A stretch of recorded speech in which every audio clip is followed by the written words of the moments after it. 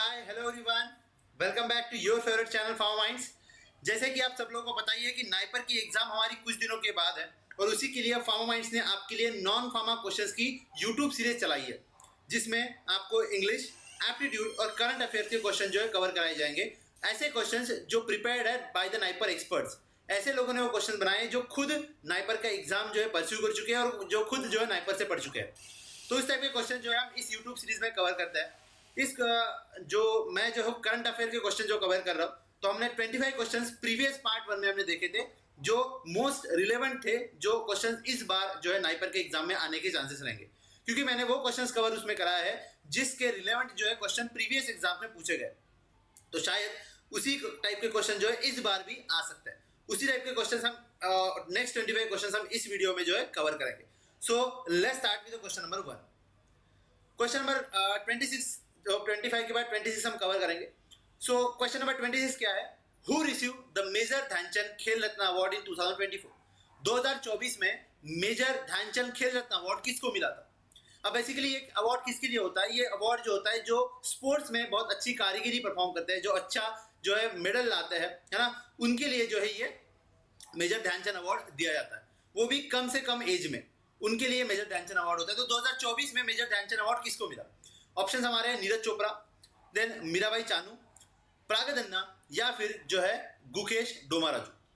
तो किनको जो है 2024 में मेजर ध्यानचंद खेल रत्न अवार्ड मिला है? तो मेजर ध्यानचंद खेल रत्न अवार्ड जो है गुकेश डोमाराजू को मिला है ना। इन्होंने जो है चेस में बहुत अच्छा मतलब परफॉर्म किया था, वर्ल्ड रिकॉर्ड इन्होंने बनाया है, तो उसके लिए गुकेश डोमाराजू को जो है मेजर ध्यानचंद खेल रत्न अवार्ड जो है मिला है। ठीक है, देन क्वेश्चन नंबर 27 पे हम चलते हैं। क्वेश्चन नंबर 27 क्या है? Which Indian short documentary von an Oscar award in 2023? 2023 में कौन सी जो है इंडियन शॉर्ट डॉक्यूमेंट्री को ऑस्कर अवार्ड मिला हुआ है? ठीक है, यहाँ पे क्वेश्चन देखो पूछा है कि शॉर्ट डॉक्यूमेंट्री, यहाँ पे फिल्म नहीं पूछा है। ठीक है, 2024 में अगर मैं बात करूं तो ऑस्कर अवार्ड किसने जीता था? RRR जो फिल्म है उसको 2024 में ऑस्कर अवार्ड मिला था। लेकिन यहाँ पे हमें क्या पूछा है कि इंडियन शॉर्ट डॉक्यूमेंट्री कौन सी है? ठीक है, ऑल दैट ब्रीथ है, द एलिफेंट विस्पर्स है, नाटू नाटू है या फिर राइटिंग द फायर।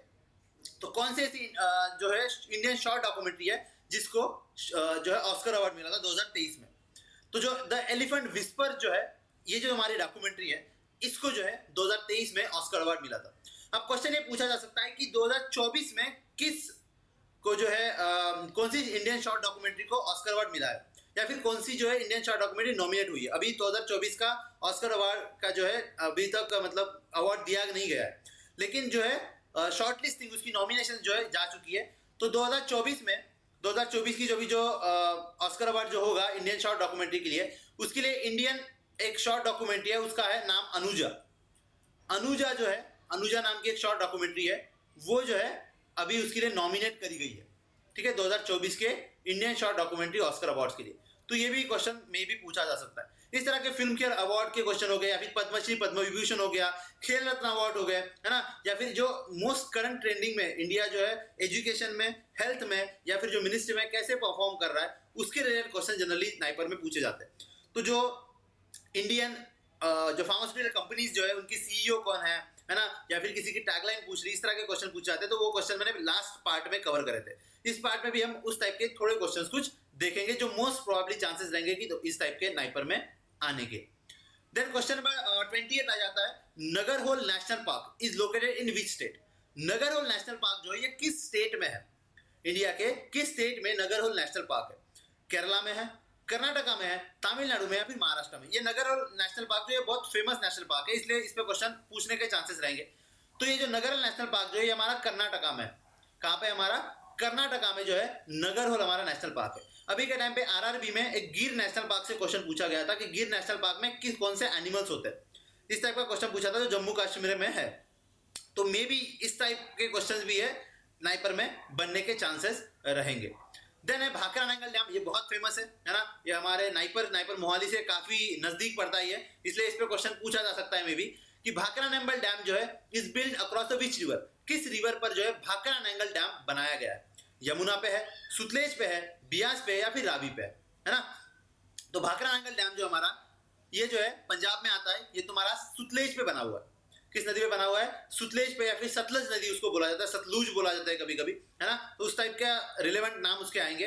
तो भाखरा नांगल डैम जो है पंजाब में हमारा है, सुतलेज नदी पे जो है बना हुआ है ना। वहां का सबसे बड़ा डैम जो है ये है, इसलिए क्वेश्चन में भी पूछा जा सकता है। देन गिर नेशनल पार्क, जिसके बारे में अभी हमने डिस्कशन किया था। गिर नेशनल पार्क जो है ये किस एनिमल्स के लिए फेमस है? गिर नेशनल पार्क जो है किस एनिमल्स के लिए फेमस है? बंगाल टाइगर्स के लिए है, एशियाटिक लायंस के लिए है, वन हॉर्न रिनोसरस के लिए, या फिर एलिफेंट्स के लिए? तो किस एनिमल्स के लिए तुम्हारा गिर नेशनल पार्क फेमस है? ये भी क्वेश्चन पूछा जा सकता है, क्योंकि अभी आरआरबी में आया था। तो गिर नेशनल पार्क जो हमारा ये फेमस है हमारा एशियाटिक लायंस के लिए। एशियाटिक लायंस जो है गिर नेशनल पार्क में पाए जाते हैं, तो उनके लिए ये जो है तुम्हारा बहुत ज्यादा फेमस है। देन क्वेश्चन नंबर 31 पे चलते हैं हम कि what is the capital of New Zealand? New Zealand की कैपिटल क्या है? अब कैपिटल पे भी बहुत बार क्वेश्चन पूछे जाते हैं कि इंडियन कैपिटल कौन सी है ना, या फिर जो इंटरनेशनल कैपिटल है उस पर क्वेश्चन पूछा जा सकता है। तो कैपिटल ऑफ न्यूजीलैंड कौन सी है? ऑकलैंड है, क्रिस्टचर्च है, वेलिंगटन है, या फिर ड्यूडेन है? कौन सी जो है न्यूजीलैंड की कैपिटल है ना। कैपिटल्स भी थोड़े बस एक बार पढ़ लेना। मेरा यही सजेशन रहेगा आप लोगों को कि नॉन फार्मा क्वेश्चंस को आपको रटते नहीं बैठना है, बस खाली एक बार गो थ्रू कर लेना है। ये वीडियो भी आप एक बार 2 पार्ट्स आप एक बार सुन लोगे, बस एक बार आप जब सुन लोगे कि हाँ इसका आंसर ये था, इतना सफिशिएंट है। एकदम आपको लेके नहीं बैठना है कि हर क्वेश्चन आप रट रहे हो कि न्यूजीलैंड की कैपिटल ये है, इंडिया की कैपिटल ये है, ये नहीं करते बैठना है। इससे क्या होगा कि आपका टाइम फालतू में वेस्ट जाएगा। इससे 2-4 ही क्वेश्चन आते हैं, तो जो ये वाले जब आप क्वेश्चन सुन लोगे तो कहीं ना कहीं ये सबकॉन्शियस माइंड में आपके बैठ जाएंगे कि भाई साहब ये जो क्वेश्चन है ये पॉसिबल क्वेश्चन हो सकता है, तो इसका आंसर ये रहेगा। उतना ही हमें याद रखना है, एकदम बाकी चीजें याद करके नहीं बैठनी है, ठीक है। तो न्यूजीलैंड का कैपिटल कौन सा है हमारा? वेलिंगटन जो है हमारा न्यूजीलैंड का कैपिटल है, ठीक है। वेलिंगटन जो है न्यूजीलैंड का कैपिटल है। Then what is the currency of South Korea? South Korea की करेंसी क्या है? वॉन है, एन है, रिंगिट्स है, या फिर तुम्हारा बहत है, ठीक है। जैसे इंडिया की रुपीज है ना, यूएस की बात करो तो डॉलर हो गया, तो वैसे ही साउथ कोरिया की कौन सी करेंसी है, ठीक है। तो साउथ कोरिया को ऐसे याद रखना कि साउथ कोरिया वाले जो है ना हमेशा बोलते हैं कि हम जीत जाएंगे। साउथ कोरिया वालों को बड़ा घमंड होता है भाई कि हम जो है जीत जाएंगे जीत जाएंगे। तो उसी से थोड़ा सा तुम्हें याद रखना है कि साउथ कोरिया की करेंसी कौन सी है? वॉन। क्या है? वॉन जो है वो साउथ कोरिया की करेंसी है। मैं अगर बात करूं कि which of the following country uses the euro? Euro जो है किस कंट्री की करेंसी है? स्विट्जरलैंड की है, नॉर्वे की है, जर्मनी की है, फिर यूके की है? बहुत इजी क्वेश्चन है, तो सबको पता होगा कि यूरो कहाँ यूज होता है ना। स्विट्जरलैंड, नॉर्वे, जर्मनी या फिर यूके, तो ये जर्मनी में यूज होता है ना। जर्मनी में जो हमारा यूरो जो है यूज होता है, मतलब यूरो जो है एज अ करेंसी हमारी जर्मनी में, ठीक है। देन क्वेश्चन नंबर 34 क्या है? What is the current education minister of India? अब ये बहुत इंपॉर्टेंट क्वेश्चन है। इस टाइप के क्वेश्चन बहुत जनरली पूछे जाते हैं। Minister of chemical and fertiliser के हेड कौन है ना, मिनिस्टर कौन है? या फिर जो नाइपर किस मिनिस्ट्री के अंडर आता है? तो ministry of chemical and fertiliser के अंडर नाइपर आता है। ये क्वेश्चन पूछ चुका है नाइपर में हमारे। तो इस टाइप के क्वेश्चन पूछे जाते हैं। तो मिनिस्ट्री के जो भी रिलेवेंट है, जैसे फैमिली हेल्थ केयर मिनिस्टर कौन है, एजुकेशन मिनिस्टर कौन है, केमिकल एंड फर्टिलाइजर का मिनिस्टर कौन है, या फिर जो पीसीआई के हेड कौन है अभी के टाइम पे, पीसीआई में कितने मेंबर्स होते हैं, इस टाइप के काफी क्वेश्चंस नाइपर में बनते हैं। मतलब रिलेवेंट टू फार्मा ही रहेगा, ठीक है। तो करंट एजुकेशन मिनिस्टर कौन है? धर्मेंद्र प्रधान है, अश्विनी वैष्णव है, राजनाथ सिंह है, या फिर स्मृति ईरानी है? ऑब्वियस सी बात है, स्मृति ईरानी तो नहीं है। राजनाथ सिंह जो है हमारे डिफेंस मिनिस्टर है, ये तो अभी नहीं है। अश्विनी वैष्णव पहले कभी हुआ करती थी। अभी कौन है हमारे? धर्मेंद्र प्रधान जो है वो हमारे current education minister of India है, ठीक है। जो पाठ पढ़ाई की चीजें जो है हमारे धर्मेंद्र प्रधान साहब संभालते हैं, ऐसे थोड़ा सा याद रख लेना। देन है question number 35, who holds the portfolio of chemicals and fertiliser? अब यही हमने डिस्कस किया था कि केमिकल एंड फर्टिलाइजर का पोर्टफोलियो कौन संभालता है? हरदीप सिंह पुरी संभालते हैं, धर्मेंद्र प्रधान संभालते हैं, मनसुख मांडविया सर संभालते हैं, या फिर पीयूष गोयल? तो इसका करेक्ट आंसर क्या रहेगा? डेफिनेटली धर्मेंद्र प्रधान नहीं है, क्योंकि एजुकेशन मिनिस्टर हमारे थे। हरदीप सिंह पुरी नहीं है, पीयूष गोयल कभी रेल मंत्री हुआ करते थे, मनसुख मांडविया जो है ये हमारे केमिकल्स एंड फर्टिलाइजर का जो है डिपार्टमेंट संभालते हैं। ये काफी बार नाइपर मोहाली में आ चुके हैं, काफी बार मैंने खुद उनको देखा है जब मैं नाइपर मोहाली में था। तो जब आप नाइपर मोहाली में जाओगे आप भी इनसे मतलब मिलोगे। ये हॉस्टल्स में, चेनाब में, बियास में कई बार आते रहते हैं।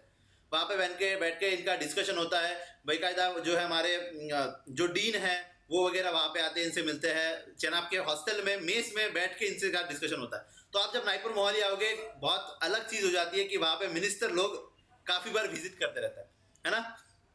द नेक्स्ट क्वेश्चन हम चलते हैं, who is the current minister of health and family welfare? Health and family welfare के करंट मिनिस्टर अभी के टाइम पे कौन है? जेपी नड्डा है, हर्षवर्धन है, स्मृति ईरानी है, या फिर निर्मला सीतारमण है?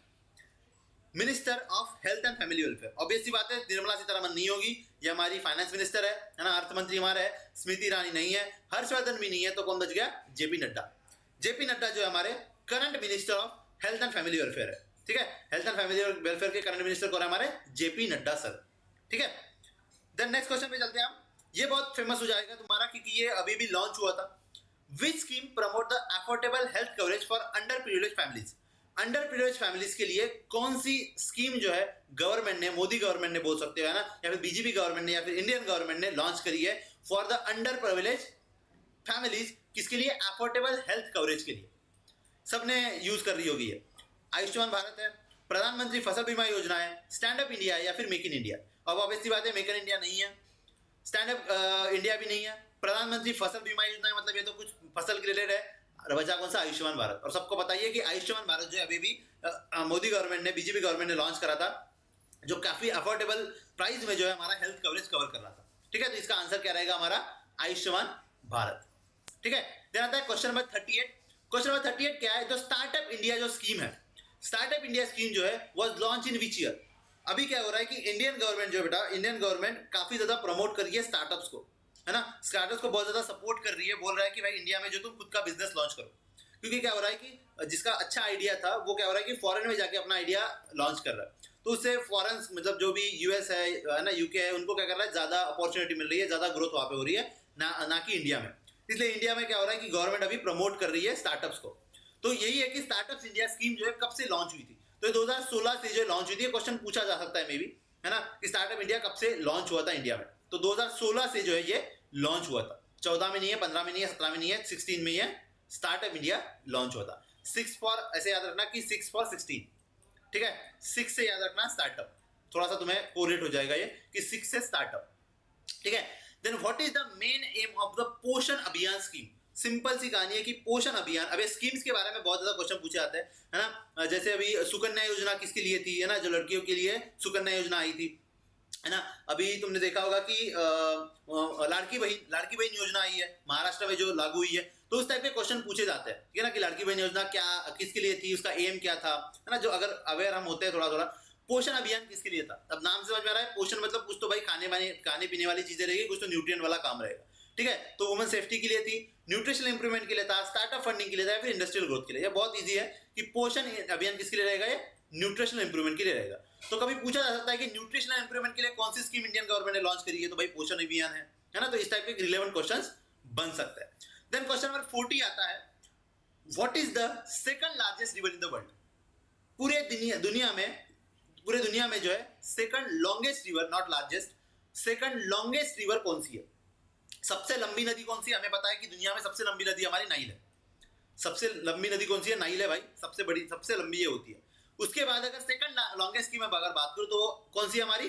अमेजोन जो है हमारी second longest river in the world है, ठीक है। पहले नंबर पे हमारी कौन सी आती है? नाइल आती है, ठीक है। सेकंड नंबर पे हमारी कौन सी आती है? अमेजोन आती है, ठीक है। सेकंड नंबर पे हमारी अमेजोन आती है, और तीसरे नंबर पे जो हमारी आती है वो आती है हमारी यांगस्टे, ठीक है, यांगस्टे, ठीक है। ये हमारी तीसरे नंबर पे लॉन्गेस्ट रिवर आती है हमारे किसमें? वर्ल्ड में, ठीक है। वही अगर मैं बात करूं कि which river is longest in Asia, Asia में सबसे लॉन्गेस्ट रिवर कौन सी है?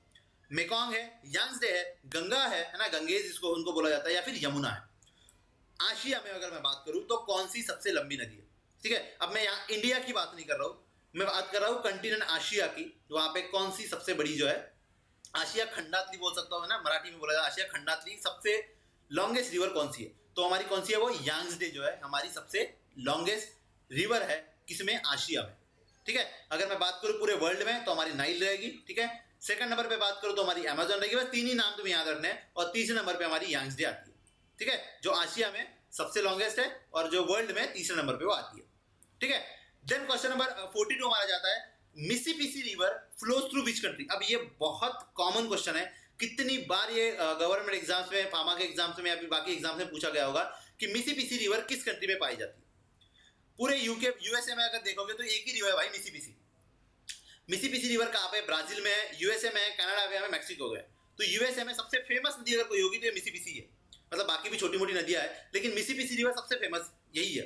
तो यूएसए के रिलेटेड कोई भी तुम्हें नदी वाला सवाल पूछा जाए, कोई भी रिवर वाला तुम्हें सवाल पूछा जाए, भाई बोल देना कि यार यूएसए की कोई अगर रिवर आई तो बोल देना भाई मिसिसिपी है, या फिर मिसिसिपी आया तो यूएसए ही बोल देना, बाकी कुछ तुम्हें बोलना नहीं है, ठीक है। तो मिसिसिपी रिवर कहाँ फ्लो होती है हमारी, यूएसए से फ्लो होती है हमारी, है ना, अमेरिका से फ्लो हमारी होती है। देन आता है कि कुछ फियर्स के रिलेटेड क्वेश्चन पूछे जाते हैं, ठीक है। जैसे वाटर का अगर फियर लग रहा है तो तुम्हें जो है हाइड्रोफोबिया होता है, लिपिड का अगर है तो लाइफोबिया, तो हमने पढ़ा है। हाइट के फियर को क्या बोला जाता है, इस टाइप के क्वेश्चन पूछे जाते हैं ना। कभी पूछा जाता है कि इंसेक्ट के फियर को क्या बोला जाता है, इस टाइप के क्वेश्चन पूछे जाते हैं। तो इंसेक्ट के, नाइट के फियर को नाइक्टोफोबिया द्वारा बोला जाता है। तो इस टाइप के क्वेश्चन पूछे जाते हैं कि फियर को क्या बोला जाता है। थोड़ा सा अंदाजा लगा के हम क्वेश्चन लगा सकते हैं। तो फियर ऑफ हाइट, कुछ कुछ क्वेश्चन ऐसे है कि बहुत अलग ही है, मतलब तुम अप्रोक्सीमेशन नहीं बिठा सकते, तो बस तुम्हें वही याद रखना है। हाइट के फियर को क्या बोला जाता है, एग्रोफोबिया, एक्रोफोबिया, नेक्टोफोबिया या फिर ग्लोसोफोबिया। तो फियर ऑफ हाइट, हाइट मतलब क्या होता है, एक्रो बोलते हैं ना हम, थोड़ा सा मतलब एक एक्रोमेगाली सिंड्रोम आता है, हाइट के लिए ले आता है ना। तो एक्रो से याद रखना हाइट। तो एक्रोफोबिया है ना, हाइट से डर लगना, उसको क्या बोला जाता है, एक्रोफोबिया बोला जाता है। देन नेक्स्ट क्वेश्चन आ जाता है, what is hemophobia the fear of. Hemophobia किस चीज का फियर। अब हीमो हीमो हीमो मतलब थोड़ा सा कुछ कोरिलेट कर पाते हैं हम, ब्लड है ना, हीमोग्लोबिन ब्लड। तो मतलब हीमोफोबिया किसका फियर रहेगा, वाटर, ब्लड, इंसेक्ट या फिर फायर। तो कॉमन सेंस वाली बात थी कि ये जो है फियर, अगर ब्लड का अगर डर लग रहा है, होता है ना कभी कभी कि किसी का नाखून कट जाने पर है ना, किसी का जब ब्लड आता है तो किसी को डर लगने लग जाता है। तो ये जो डर लगना है वो किसका है, कि ब्लड का जो है हीमोफोबिया उनको बोला जाता है कि भाई ब्लड देख के उनको डर लग रहा है ना, तो उनको क्या बोला जाएगा, हम हीमोफोबिया बोलेंगे। देन आता है which phobia is related to the fear of public speaking. अब कोई कोई होता है कि उनको पब्लिक स्पीकिंग करना बहुत डरावना सा लगता है ना, स्टेज पे जाके डर लगने लगता है। तो फियर ऑफ पब्लिक स्पीकिंग को क्या बोलते हैं, जीनोफोबिया है, ग्लोसोफोबिया है, क्लॉस्ट्रोफोबिया या फिर एंथ्रोफोबिया। एंथ्रोफोबिया मतलब इंसेक्ट्स के रिलेटेड, इंसेक्ट एंथ्रोपोलॉजी तुमने पढ़ा होगा, तो वो तुम्हारा एंथ्रोफोबिया आता है, मतलब इंसेक्ट का डर लगने लग रहा है। तो क्लॉस्ट्रोफोबिया है, ग्लोसोफोबिया या फिर जीनोफोबिया, तीन ऑप्शन हमारे पास रह जाता है। क्लॉस्ट्रोफोबिया तो ऑब्वियसली नहीं है ना, जीनोफोबिया भी नहीं है, ये क्या हो जाएगा तुम्हारा, ग्लोसोफोबिया तुम्हारा रहेगा। क्या रहेगा, ग्लोसोफोबिया मतलब होता है the fear of public speaking, ठीक है। क्या होता है, ग्लोसोफोबिया। तो अगर कोई तुम्हारा दोस्त है जो जिसको डर लगता है तो उसको बोल देना भाई तेरे को बीमारी है, कौन सी है, तो ग्लोसोफोबिया की है, ठीक है। देन आता है question number 46, which of the following is not a pharmaceutical company. भाई साहब कौन सी जो है नीचे में से फार्मास्यूटिकल कंपनी नहीं है। इस टाइप के क्वेश्चन नाइपर में डेफिनेटली पूछा जाता है। सिप्ला, रैनबैक्सी, नोवार्टिस या फिर इन्फोसिस। अब कॉमन सेंस वाली बात है भाई साहब, सिप्ला तो फार्मास्यूटिकल कंपनी है ही, रैनबैक्सी पहले किसी जमाने में हुआ करती थी, फिर सन फार्मा ने एक्वायर कर लिया उसको, है ना, तो रैनबैक्सी तो नहीं है, सॉरी रैनबैक्सी फार्मास्यूटिकल कंपनी है। नोवार्टिस फार्मास्यूटिकल कंपनी है सर, इंटरनेशनल एमएनसी है सर।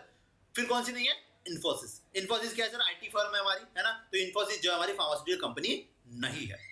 देन क्वेश्चन नंबर 47 आ जाता है कि GSK is headquarter in which country. भाई साहब जीएसके का हेडक्वार्टर किस कंट्री में है। अब ये पूछा जाता है, जैसे बहुत सारी कंपनीज है जो इंडियन एमएनसी जो है, जैसे सनफार्मा हो गई, सिप्ला हो गई, टोरेंट हो गया, मैनकाइंड हो गया, इनका क्या है कि इंडियन ही, मतलब ये इंडियन एमएनसी है, मतलब इनका जो हेडक्वार्टर रहेगा वो इंडिया में ही रहेगा।